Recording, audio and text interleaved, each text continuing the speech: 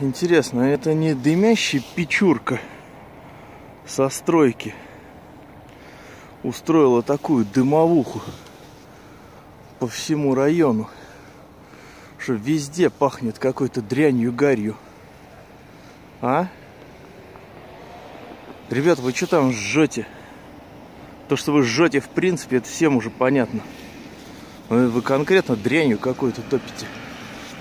Что это вообще? А? Вот. И стоит хреначит вот этот Кирогаска и снабжает гарью весь район Наташинской. Соседи с Гагарина пишут, что у них тоже воняет гарью. Вот жилые дома. Вот дрянь стоит и хреначит.